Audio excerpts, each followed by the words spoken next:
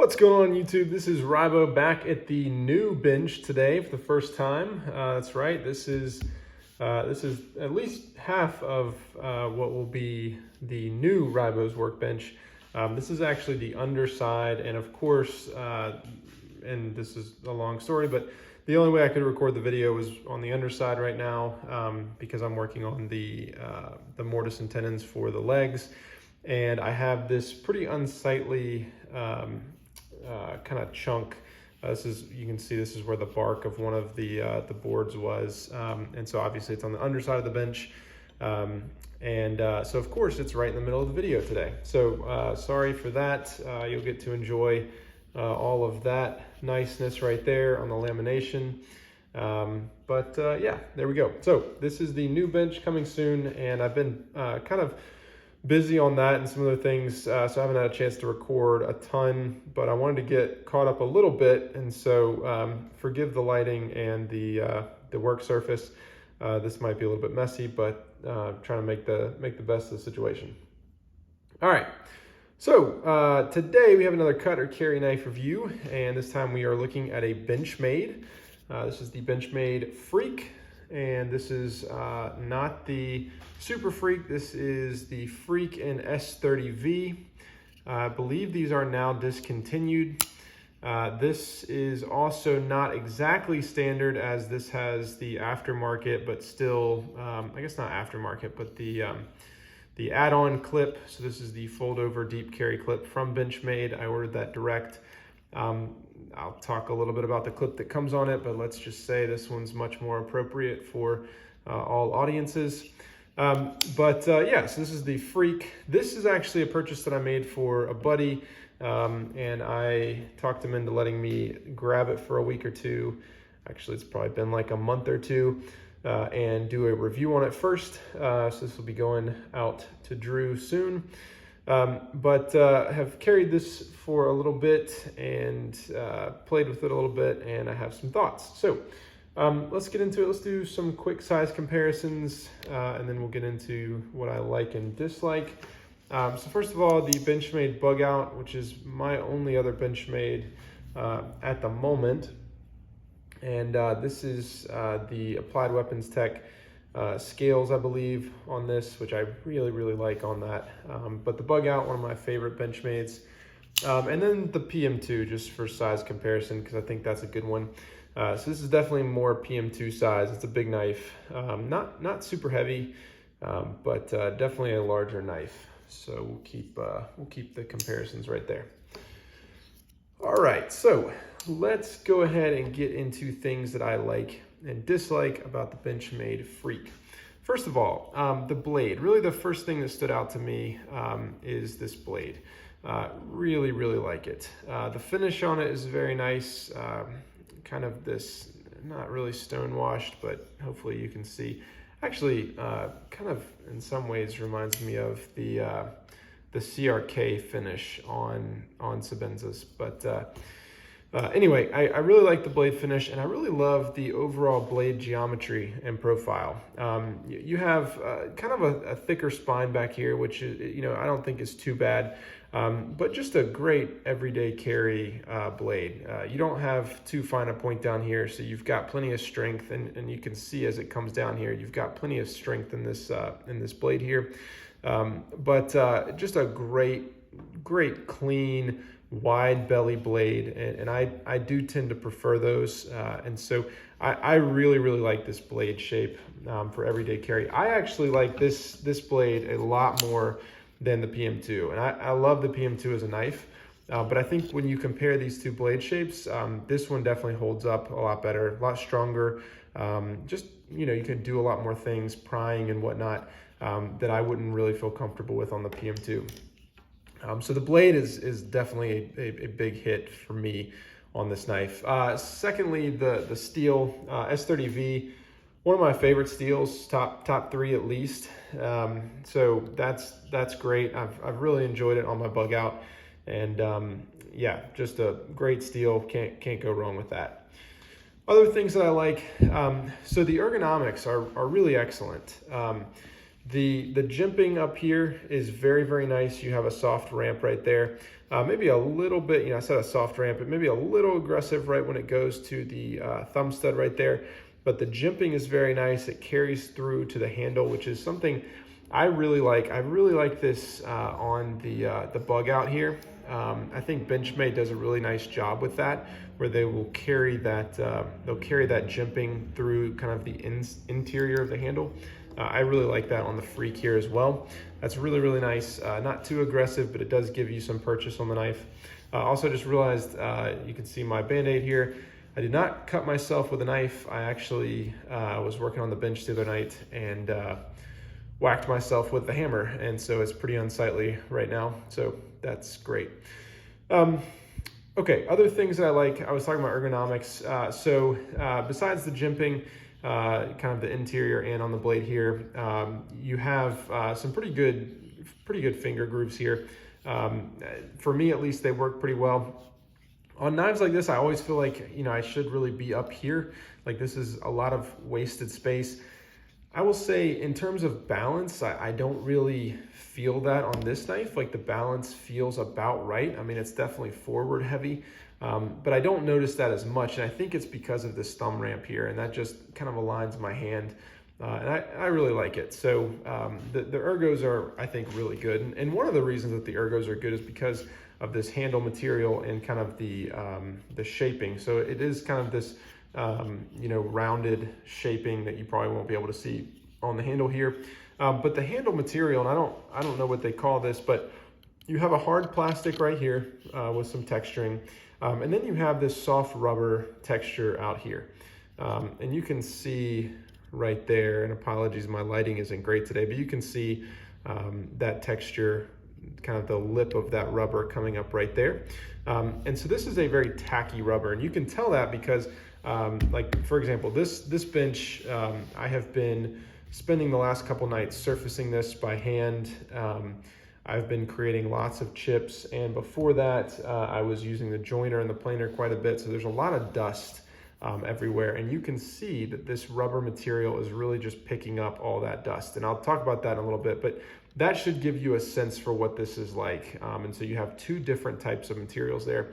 From an ergonomic standpoint, what that means is this knife is super, super comfortable. So not only, you know, are your hands in the right place and it just feels good, but you have this soft texture, and it's just nice. It's just a knife that you kind of want to hold, which is, you know, not a bad thing for sure. So I think the handle, the shaping, all of that is very, very nice. Other things that I like about this knife, there are some little details that I think are well done. I like the way that the pocket clip screws are done here with those inserts right there. I think that's kind of a nice touch. I do like that you can put the clip on the front or the back side, depending on how you like to carry this. I also think that the axis lock is really, really nice on this knife.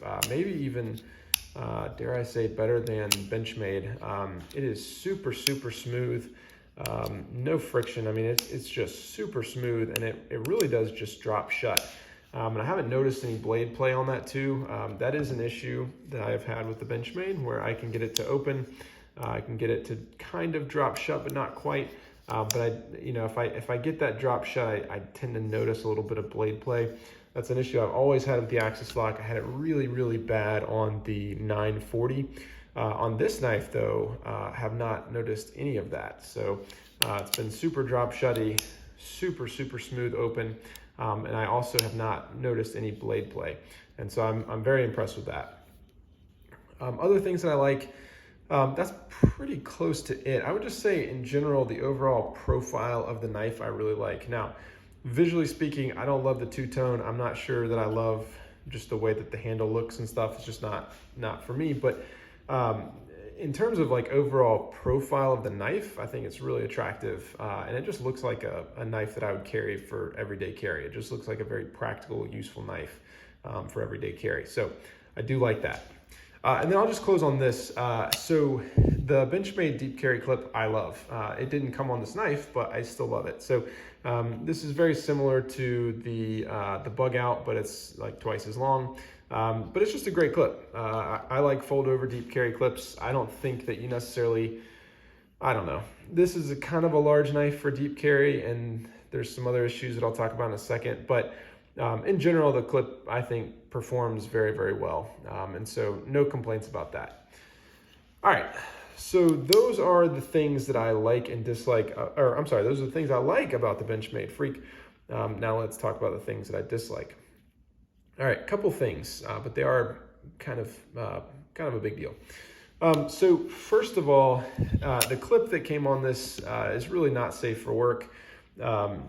Besides the overall phallic nature of the design, it really just does not perform very well. I carried it a little bit to start off with, and I wish I had it. I think I threw it in the box or something.